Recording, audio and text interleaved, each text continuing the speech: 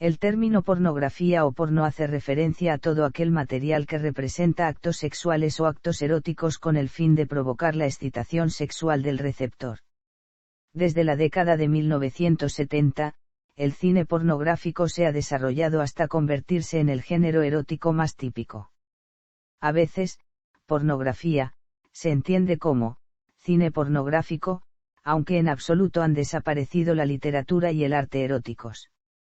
La pornografía se manifiesta a través de una multitud de plataformas, tales como la animación, el cine, la escultura, la fotografía, la historieta, la literatura o la pintura, y ha logrado un gran auge en los medios, como las revistas pornográficas e inclusive el audio, y últimamente en Internet. Existen 33 países en el mundo que bloquean totalmente el acceso a la pornografía en Internet, mientras que 28 imponen restricciones. Etimología. El vocablo, pornografía, es un neologismo. Compuesto de las palabras griegas y el sufijo, tiene por lo tanto el significado de descripción o ilustración de las prostitutas o de la prostitución. El uso más antiguo constatado data de la década de 1800, en francés. Historia. La pornografía y las representaciones eróticas se remontan a la antigüedad de la civilización, a tiempos tan antiguos y primitivos de la historia humana como la era del Paleolítico.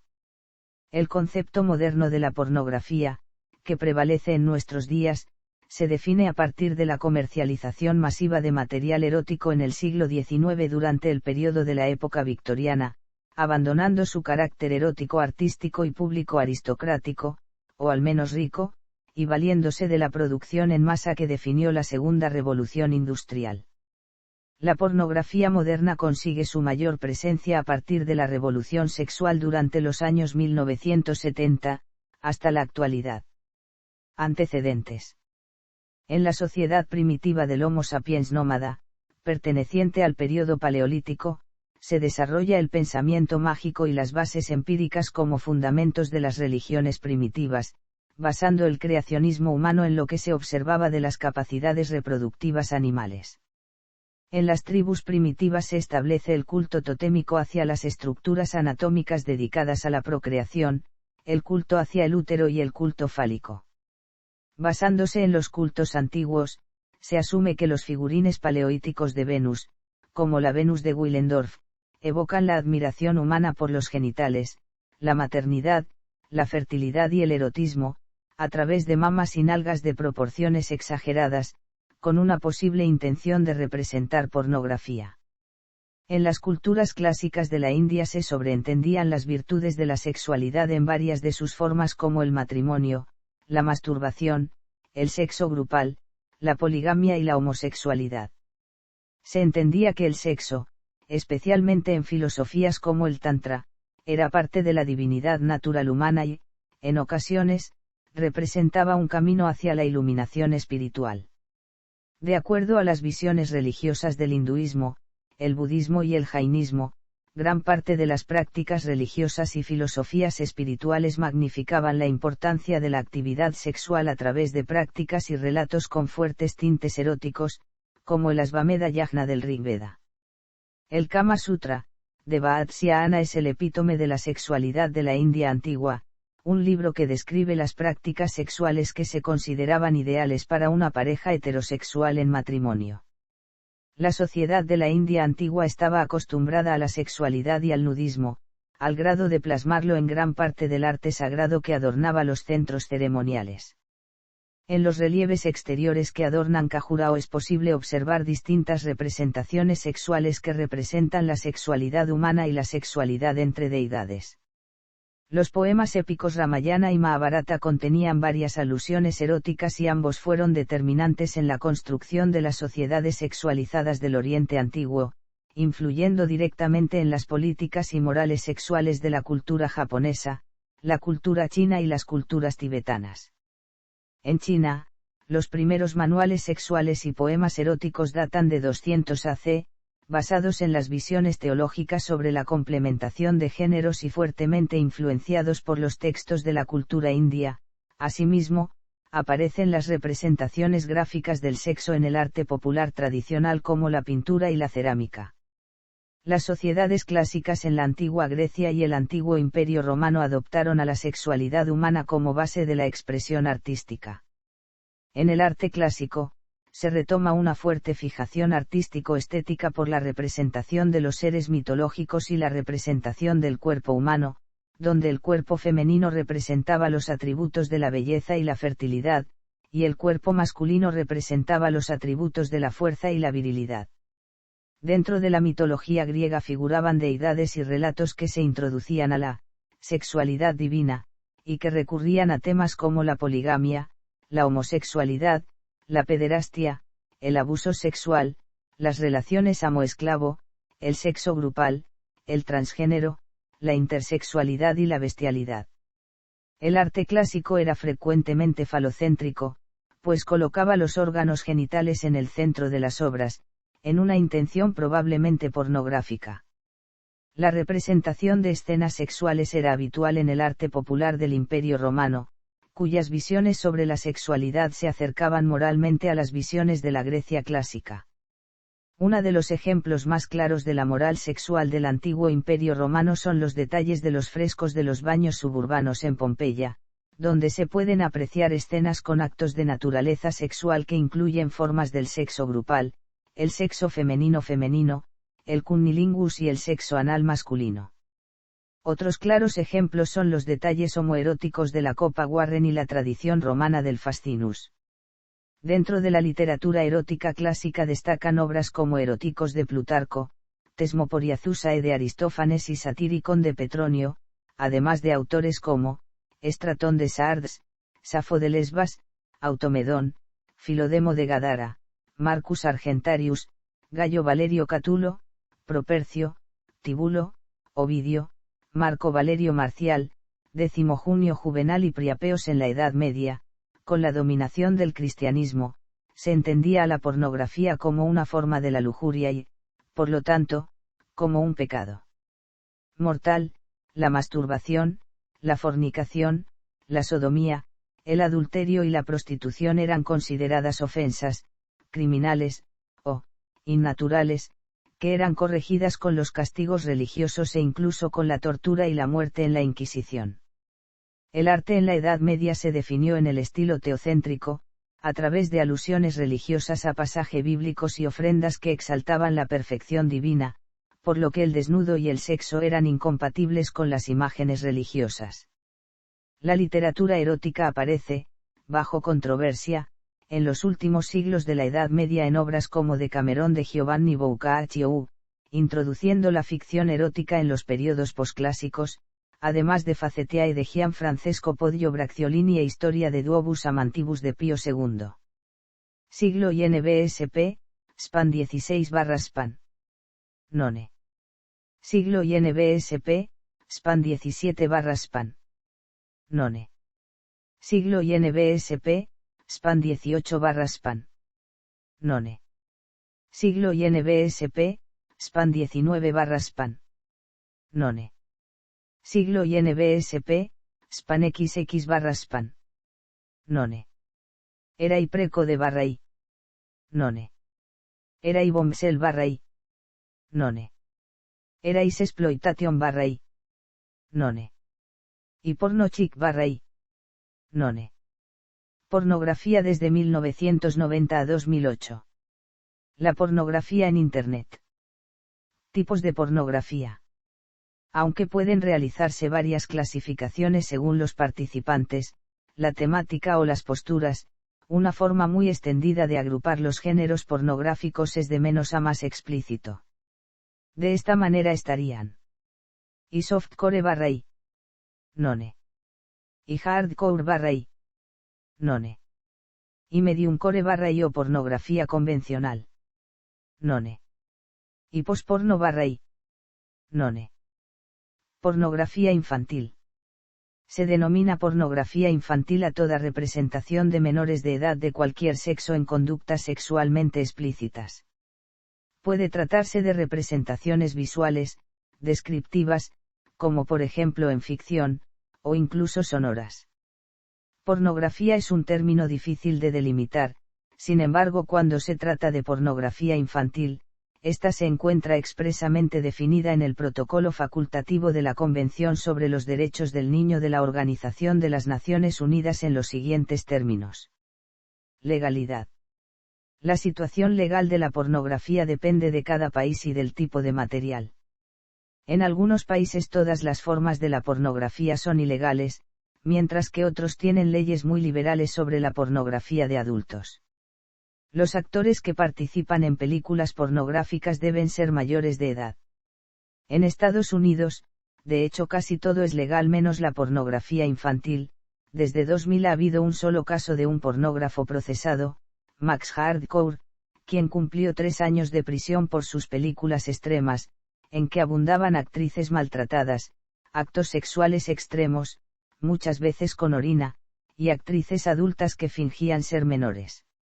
Las restricciones que se han autoimpuesto las compañías obligan a los actores a someterse a exámenes médicos regularmente a fin de detectar enfermedades de transmisión sexual, sobre todo SIDA, aunque abundan otras enfermedades como el herpes simple.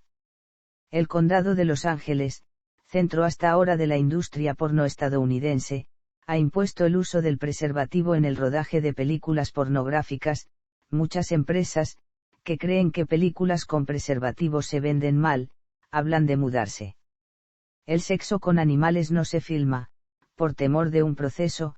Películas con orina o heces provienen de pequeñas compañías especializadas, que no intentan vender sus productos al gran público. La pornografía infantil está prohibida en todos los países. Muchas legislaciones restringen la pornografía que muestra actos violentos o con animales. En algunos países islámicos, todo tipo de pornografía es ilegal, hasta el punto de que puede afectar incluso a billetes bancarios. En la República Popular China todas las formas de la pornografía son ilegales. Así como también en Corea del Norte. Opiniones sobre la pornografía. Actualmente existe una corriente de pensamiento que considera a la pornografía como una nueva forma de arte, que tiene por objeto mostrar la belleza de la sexualidad humana. Los que sostienen este parecer señalan que muchas formas de arte en un principio fueron menospreciadas, infravaloradas o incomprendidas, como ocurrió con las obras de arte del postimpresionismo del pintor neerlandés Vincent van Gogh, al cual nunca se le reconoció ningún valor significativo a sus obras durante su vida. Tanto fue así que incluso una señora de su época usó uno de sus cuadros para tapar un hoyo de su gallinero. Manifiestan que el mundo cambia constantemente y siempre ha cambiado, que cambian los intereses o aparecen nuevos intereses, y cambia el arte y aparecen nuevas formas de arte. Algunas personas, como el productor de pornografía Larry Flynt y el escritor Salman Rushdie, han argumentado que la pornografía es vital para la libertad y que una sociedad libre y civilizada debe ser juzgada en función de su disposición a aceptar la pornografía. Esta teoría se ve reforzada por el hecho de que muy pocos regímenes dictatoriales permiten o permitieron la pornografía, ya sean estos confesionales, como la España de Francisco Franco, o comunistas, como la Kampuchea democrática. Por otro lado, su existencia provoca un rechazo en determinadas culturas o sectores que poseen principios antagónicos a esta misma. Algunas objeciones que presentan los opositores a la pornografía son las siguientes. Puede convertirse en un vicio adictivo pernicioso para el individuo, que es degradante para la mujer. No obstante, este argumento ha perdido algo de fuerza desde que se han comenzado a hacer producciones pornográficas especialmente pensadas para agradar al público femenino. Además, varias actrices de porno norteamericanas han dicho en público que para ellas no es degradante. Por otra parte, se defiende que las mujeres deben tener la opción de hacer algo degradante, si está bien pagado. Que es utilizada con fines comerciales. Que la pornografía explota la libido, erotizando el cerebro. Que esta induce a personas sin criterio formado a objetizar al sexo opuesto.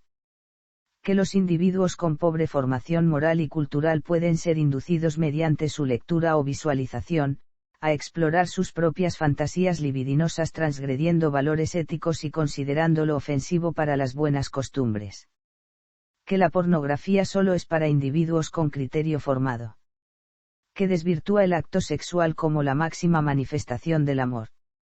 Que, siendo una manifestación de angustia sexual, causada por la represión social, desvirtuaría el acto de todo erotismo en la cotidianidad de la vida en pareja, acarreando así la insatisfacción y el deseo por nuevas experiencias. Si bien la crítica a la pornografía ha sido extrapolada exclusivamente hacia los sectores conservadores o religiosos, esta falsa idea se puede contraargumentar con base en la publicación de múltiples estudios provenientes del mundo académico, y que durante las últimas décadas algunos autores reportan efectos adversos provocados por la pornografía. A su vez, ciertos sectores del feminismo se han mostrado contrarios a la pornografía. También algunos sectores del plano religioso tildan a la pornografía de inmoral y consideran que el sexo está reservado para las parejas casadas, y que la proliferación de la pornografía da lugar a un aumento de lo que llaman comportamientos inmorales en la sociedad. Religiones con amplio número de adeptos en todo el mundo, como el catolicismo, condenan la existencia de la pornografía. Por ejemplo, para esta religión el acto sexual debe orientarse a ser una fuente de felicidad mutua que ayude a unir a una pareja heterosexual y que por medio de este acto ocurra la procreación. También el Islam y el budismo se presentan como contrarios a la pornografía. Algunos críticos feministas consideran que la pornografía degrada a las mujeres al utilizarlas como objetos sexuales para el disfrute de los hombres, ya que de hecho, en la gran mayoría de las películas y fotografías el hombre tiene un papel dominante. También la critican por estar en su inmensa mayoría dirigida a un público masculino, generalmente heterosexual, y por lo tanto ofrecer una visión muy unilateral de la sexualidad. Suele darse un especial rechazo, en relación con la pornografía en su vertiente más dura, como puede ser la que explota el sadismo, el sadomasoquismo, la zoofilia, la pedofilia, la coprofilia o la necrofilia. Otros estudios que han resaltado las consecuencias negativas de la pornografía son los siguientes. Los profesores Dolph Zillman de la Universidad de Indiana y Jennings Bryant de la Universidad de Houston encontraron que la exposición repetida a la pornografía tiene como resultado una satisfacción disminuida con la pareja, una disminución en la valoración de la fidelidad y un aumento mayor en la importancia del sexo sin compromiso. Un estudio realizado por el Dr. Reo Christensen de la Universidad de Miami en Oxford, Ohio, encontró que la pornografía deja la impresión en los espectadores de que el sexo no tiene relación con la intimidad, que no está relacionado con el amor, el compromiso o el matrimonio, que formas extrañas del sexo dan la mayor satisfacción y que el sexo irresponsable no tiene consecuencias adversas. Además, en una serie de estudios efectuados por los doctores Elizabeth O'Donnell Paulucci y Mark Genuis de la Fundación Nacional para la Investigación sobre la Familia y la Educación, así como el Dr. Claudio Violato de la Universidad de Calgary, se observaron numerosos cambios en las percepciones con respecto a la sexualidad y la conducta sexual después de exponer repetidamente voluntarios a la pornografía. Estos incluyen la trivialización de la violación como una ofensa criminal, el aumento de la insensibilidad hacia la sexualidad femenina y el descontento con las relaciones sexuales. En cambio, algunos otros estudios han demostrado la inexistencia de un vínculo entre la pornografía y la violencia sexual. Es el caso del estudio sociológico del investigador canadiense Simon Louis Lyones, profesor asociado de la Universidad de Montreal, quien después de investigar el tema durante 2 años llegó a la conclusión de que para la mayoría de los usuarios se trata, más bien, de satisfacer una fantasía marginal debido a su monosexualidad y que sería abusivo extrapolar casos patológicos. Los hallazgos de su estudio fueron, en resumen, los siguientes. De todos los entrevistados, un grupo de 20, todos heterosexuales, aceptaron hablar de sus hábitos de ver pornografía. Todos los entrevistados indicaron que buscaban pornografía en Internet. Prácticamente todos los varones miran vídeos pornográficos, pero eso no afecta sus relaciones con las mujeres ni tampoco su comportamiento sexual. Por ejemplo, los varones que miran pornografía no son, en realidad, más violentos sexualmente que quienes no los miran. Una diferencia significativa fue que los solteros consumían 2 veces más pornografía que quienes vivían en pareja. Solteros o no, casi todos ven pornografía en solitario, y no desean compartir ese momento íntimo con ninguna otra persona, ni siquiera con su pareja. Algunos de los usuarios de pornografía la integran en un programa más amplio. Otro de los comportamientos frecuentes es el de que los varones suelen seleccionar las escenas que les gustan y oprimen el botón de avance rápido en las que les disgustan o que no les interesan. Se trata, en este último caso, de escenas de violencia o, también, de eyaculaciones colectivas, que los usuarios consideraron muchas veces repugnantes. Los varones buscan en la pornografía fantasías que ya habían tenido cuando tuvieron su primer encuentro sexual, en general alrededor de los 12 años de edad. Sin embargo, su guión se desvanece al toparse con la realidad. En opinión del autor del estudio, los varones separan claramente sus fantasías de la vida real. Tanto la hipótesis del espejo como la hipótesis de la catarsis pueden ser objetadas. Opiniones feministas. Así como sucede con la prostitución, el feminismo tiene opiniones divididas con respecto a la pornografía. Dicho debate se enmarca en los debates feministas sobre la sexualidad que comienzan con la década del 1980. Una corriente, llamada abolicionista y representada por Catherine McKinnon y Andrea Dworkin, va a utilizar la pornografía como modelo para explicar la opresión política y sexual de las mujeres. Bajo el eslogan de Robin Morgan, la pornografía es la teoría, la violación la práctica, condenan la representación de la sexualidad femenina llevada a cabo por los medios de comunicación como una forma de promoción de la violencia de género, de la sumisión sexual y política de las mujeres. La otra corriente, denominada prosexo y de la cual Ellen Willis es una de las pioneras, critica la complicidad del feminismo abolicionista con las estructuras patriarcales que reprimen y controlan el cuerpo de las mujeres en la sociedad heterosexual. Para Willis, las feministas abolicionistas devuelven al Estado el poder de regular la representación de la sexualidad, concediendo doble poder a una institución ancestral de origen patriarcal.